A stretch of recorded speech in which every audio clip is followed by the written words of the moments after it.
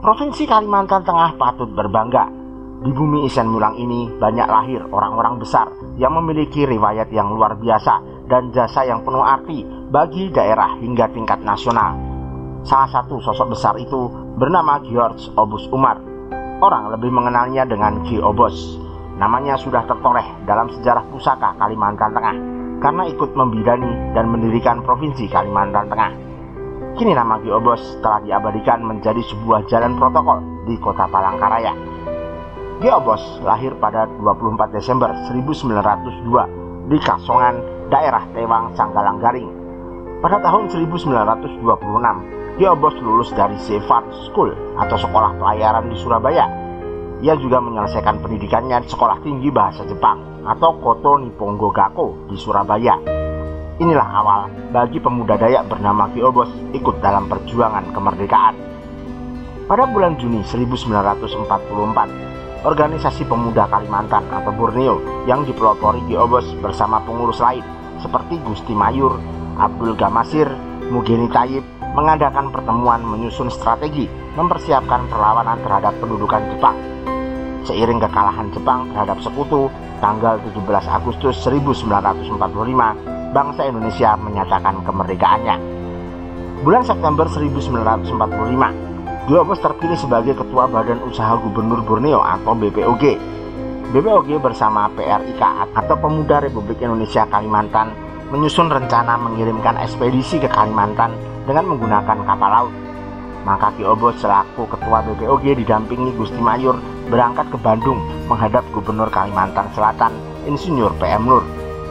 Mereka kemudian kembali ke Surabaya, di mana suasana mulai kacau dan siap tempur melawan tentara Jepang.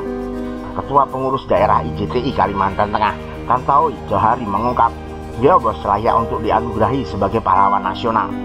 Ki Obos disebut merupakan duli tunggal pemimpin Kalimantan Tengah bersama Cilik Ribut.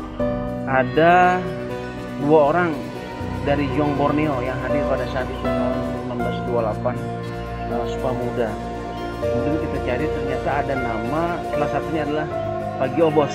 Yang selama ini kita tahu Pak Ki Obos adalah dilihat ada jalan Ki Obos kan. Kemudian kita merapat ke tempat keluarga beliau dan kita mencari narasumber-narasumber baik dari keluarga juga orang-orang yang pernah menulis buku yang juga sudah almarhum Pak Patah Nahan kalau nggak salah orang ya, dia pernah menulis buku tentang Ki Obos, salah satu yang hadir pada saat Sumpah Muda, dan beliau sebenarnya adalah pahlawan perintis kemerdekaan.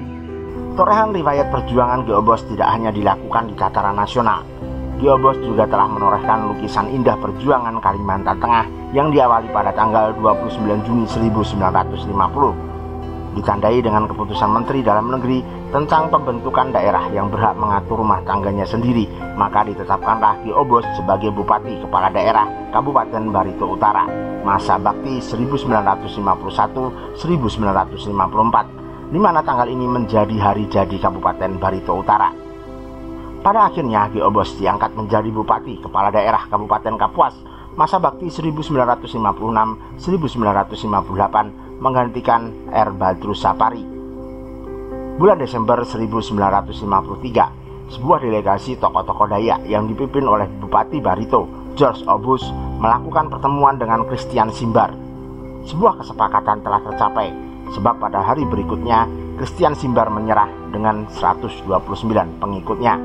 Selanjutnya, pada bulan Desember 1956, Bupati George Obus diangkat sebagai Kepala Kantor Persiapan Kalimantan Tengah. Dr. Andes F.A.D. Patianom ditunjuk sebagai Sekretaris Kantor Persiapan Pembentukan Provinsi Kalimantan Tengah. Residen Cilik Ribut dan Bupati Ki Obos membantu Gubernur RT Amilono agar pembentukan Provinsi Otonom Kalimantan Tengah dapat terlaksana dalam waktu yang secepatnya. Cucu dari Ki Obos, Teddy Tuweh, mengungkap, Ki Obos pernah turun langsung dalam usaha pembentukan Kalimantan Tengah.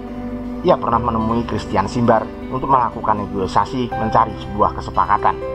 Sampai ke perjuangannya itu sampai ke Jawa Timur, sampai ke Jogja, wilayah situlah. Kemudian dari situlah bisa mendapatkan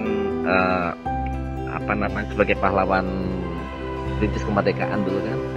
Nah kemudian juga mewakili pada waktu tahun 1928 mewakili Yong Kalimantan, salah satu-satunya dari Kalimantan untuk mengikuti Sumpah Pemuda itu.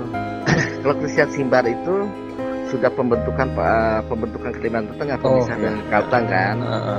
Nah, jadi kalau Christian Simbar itu sebenarnya segini. Pada waktu pembentukan Provinsi Kalimantan Tengah pisah dengan Kalimantan Selatan, itu ada kayak misalnya di Sirangkap, banyak lah itu. Nah, Christian Simbar itu mau dia tuh kalau tidak salah maunya bupati. Nah, tetapi karena mungkin sekolahnya itu informasi dari orang-orang tua ya. Peran dan jasa Ki Obos memang tidak bisa dielakkan begitu saja dari perjalanan Indonesia dan Kalimantan Tengah untuk berdiri sendiri. Kiprah besar dari orang besar seperti Ki Obos layak menjadi inspirasi dan kisah bersejarah yang sangat berarti bagi masyarakat. Tak salah jika Ki Obos diangkat menjadi tokoh dan pejuang legendaris yang pengaruhnya mengilhami masyarakat Dayak Bumi Tambun Bungei. Sekian news dokumenter, semoga bermanfaat.